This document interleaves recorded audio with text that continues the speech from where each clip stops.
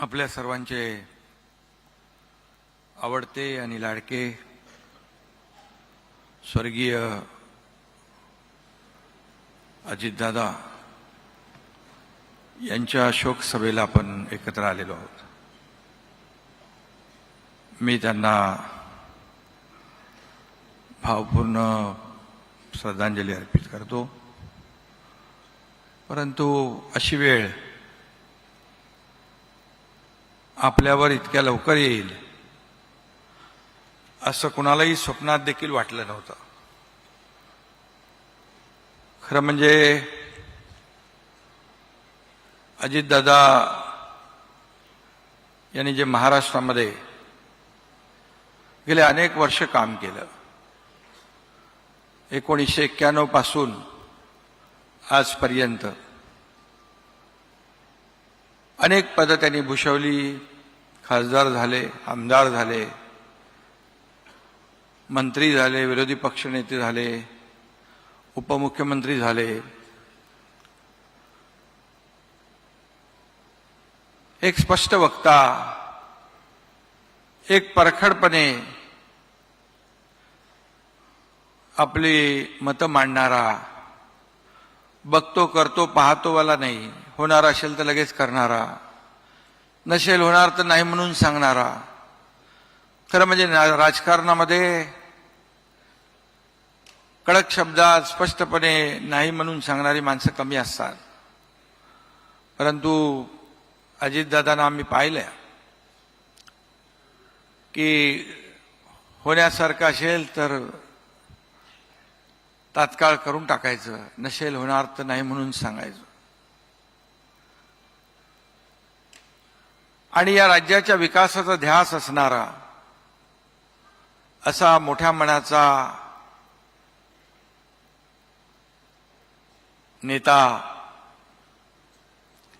आज सगळ्यांच्याच मनाला चटका लावून गेलाय। 28 जानेवारी हा काळा दिवस महाराष्ट्राने पाहिला।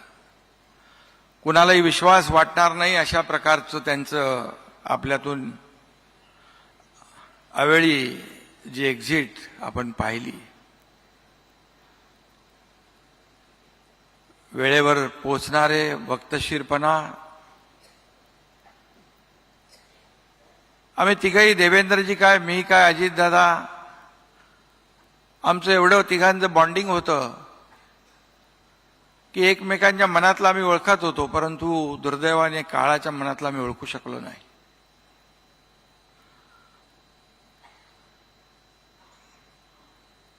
मुंबईमध्ये सरन्यायाधीश आता जे आहेत सूर्यकांतजी, त्यांचा कार्यक्रम होता आणि त्यावेळेस अजितदादा कार्यक्रम संपल्यावर थोडं अगोदर निघाले। मी त्यांना म्हणालो अजून कार्यक्रम आपला बाकी आहे। मला म्हणाले, असं म्हणाले, म्हणजे मला बाहेर जायचं आहे, विमान पकडायचं आहे। 2 दिवस अगोदरचा मला वाटतं कार्यक्रम असेल। परंतु 28 तारखेला सकाळचं जे काही घटना घडली ती अतिशय धक्कादायक, वेदनादायी आणि मनाला न पटणारी आणि कुणाचाही विश्वास न बसणारी अशा प्रकारची दुर्दैवी घटना या महाराष्ट्राने, देशाने पाहिली। सारा महाराष्ट्र हळहळला त्यांच्या दुर्दैवी जाण्याने। प्रत्येकाला आपल्या घरातलं कोणतरी गेलं अशा प्रकारचं दुःख प्रत्येकाने व्यक्त केलं। माणसाचं काम, माणसाचं मोठेपण त्यांच्या बारामतीमध्ये लाखोंचा जनसमुदाय जमा झाला आणि आपण पाहिलं किती मोठा माणूस होता, किती मोठ्या मनाचा होता आणि आपला माणूस, कामाचा माणूस, प्रत्येकाच्या विश्वासाचा माणूस त्या दिवशी आपल्यातून निघून गेला आणि म्हणून लाखो लोक जमा झाले होते। ही खरे म्हणजे त्यांच्या कामाची पोचपावती होती।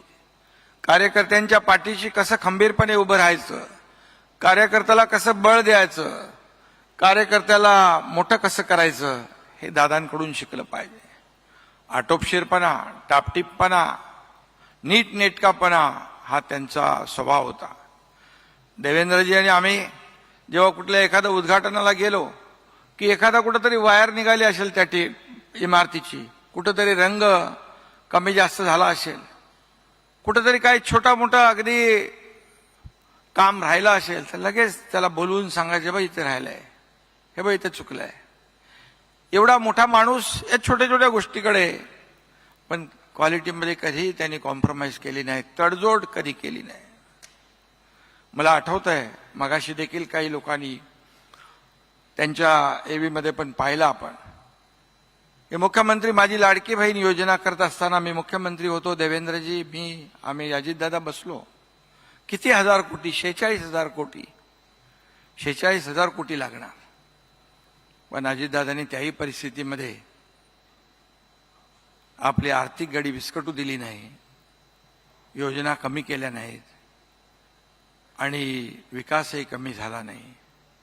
अशा प्रकारचं अर्थमंत्री 11 वेळा ज्यांनी बजेट सादर केलं, एक अनुभवी नेता आज आपल्यातून गेलाय.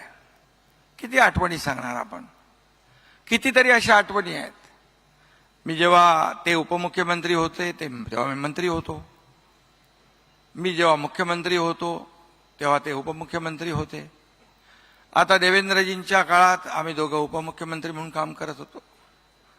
एक आमचं 24/7 काम सुरू होतं. देवेंद्रजी दिवसभर रात्रीपर्यंत काम करायचे, अजितदादा सकाळी 5 वाजल्यापासून 6 वाजल्यापासून काम सुरू करायचे. कधी कधी अधिकाऱ्यांना 6 वाजता 7 वाजता बोलवायचे, अधिकाऱ्यांची परपट व्हायची, धावपळ व्हायची. मी रात्री उशिरापर्यंत पहाटेपर्यंत काम करायचो. एवढं आमचं बॉन्डिंग जे 24/7 होतं, मी तर म्हणेन ट्रँगल ऑफ स्टॅबिलिटी, अशा प्रकारचं काम आम्ही करत होतो. आणि आता निवडणुका संपल्या होत्या, आता सगळं स्थिर स्थावर होत होतं आणि काळाने अशा प्रकारचा घात केला. खरं म्हणजे अजितदादा मोठ्या मनाचा होता, अगदी स्पष्ट वक्ता होता, वाह करायचा मोठ्या मनाने, अगदी खुले मनाने, दिलदारपणाने. मला आठवत आहे की देवेंद्रजीने आम्ही समृद्धीवर गेलो होतो. आम्ही आळीपाळीने ऑडी गाडी चालवली, दादा मागे बसले होते. स्पीड वाढवू दिला नाही त्यांनी, स्पीड वाढवू दिला नाही. ते म्हणाले, तुम्ही स्पीडवर लक्ष होतं त्यांचं, पण मोठ्या मनाने म्हणाले, माझी बॅक सीट फिक्स आहे, माझी बॅक सीट फिक्स आहे. गडकरी रंगायतांमध्ये ठाण्याला एक कार्यक्रम होता. मी मुख्यमंत्री असताना माझ्यावर एक पुस्तक लिहिलं होतं. देवेंद्रजी आणि अजितदादा दोघंही होते. अजितदादांनी भाषण केलं, अगदी मोठ्या मनाने त्यांनी सांगितलं. सगळ्यात जास्त सह्या करणारा मुख्यमंत्री कोण? एकनाथ शिंदे. आणि त्यांनी हेही म्हटलं, अरे तुम्ही दोघं माझ्यापेक्षा ज्युनियर आहात, मी तुमच्यापेक्षा सिनियर असून तुम्ही पुढे गेलात, ठीक आहे ठीक आहे, चालतंय चालतंय. खरं म्हणजे ती एव्ही मध्ये पण आपण पाहिलं, आम्ही तिघही पत्रकार परिषदेत होतो आणि मुख्यमंत्री जेव्हा देवेंद्रजी झाले तेव्हा मी म्हणालो, मला पत्रकार सारखे विचारत होते काय झालं, सांगतो संध्याकाळी. अजितदादांनी माझ्या हातून माईक घेतला, ए बाबा एकनाथरावांचं काय ते मला माहित नाही, पण मी तर शपथ घेणार. असं स्पष्ट वक्तेपणा, सगळ्यांना खळखळून हसवणारा, एकच हशा पिकला. आणि पत्रकार परिषदेत देखील कुठल्याही प्रसंगी गंभीर वातावरण कसं खेळकर करायचं हे अजितदादांकडून शिकलं पाहिजे.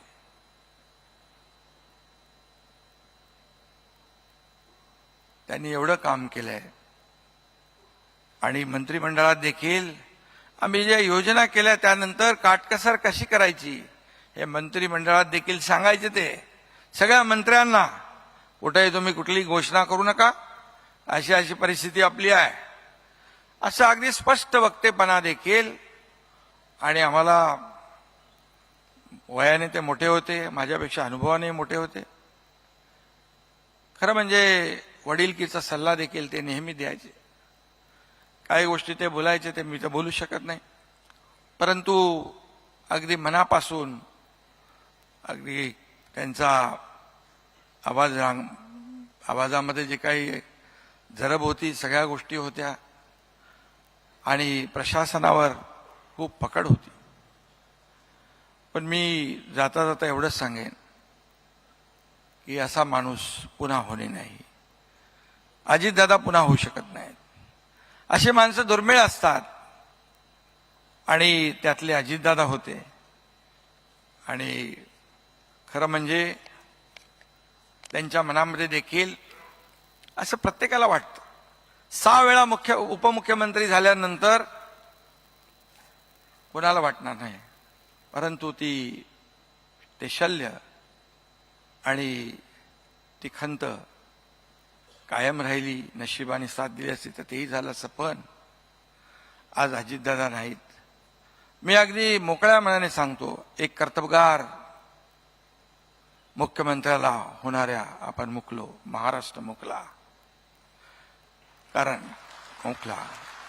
आणि खऱ्या अर्थाने सुनेत्राताई इथं आहेत. त्यांनी ज्या अतिशय धीरोदात्तपणे पार्थ आहे, जय ही जबाबदारी उचलली आहे. सांत्वन करणं सोपं असतं. ज्याचं जळतं त्याला कळतं. मी देखील भोगलेलं आहे. माझी 2 मुलं जेव्हा गेली अपघातात, माझे गुरु आनंदी अपघातात गेले, ते दुःख पाहिलंय, सोसलंय. त्यामुळे सांत्वन करणं सोपं असतं, पण सहन करणं कठीण असतं. आणि म्हणून मी अजितदादा आपल्यात नसले तरी सुद्धा त्यांची कामं, त्यांचं कर्तृत्व, त्यांचे विचार आपल्या सोबत कायम असणार आहेत. सुनेत्राताई आहेत, जय, पार्थ आहे, आम्ही सगळेजण. आपला परिवार एकच परिवार आहे. पवार परिवार काय आपला सगळा. दादांनी देखील महाराष्ट्राला परिवार मानलं होतं. आणि म्हणून आपण सगळे एका परिवारातले आहोत. आम्ही सगळेजण आपल्या दुःखात सहभागी आहोत, आपल्या सोबत आहोत. आणि दादांनी जे जे काही विचार केलेत ते पुढे नेणं. ते म्हणायचे विकास आता लांबणार नाही, महाराष्ट्र आता थांबणार नाही. हे पुढे आपल्याला घेऊन जायचं आणि हीच खरी त्यांना श्रद्धांजली ठरेल. धन्यवाद.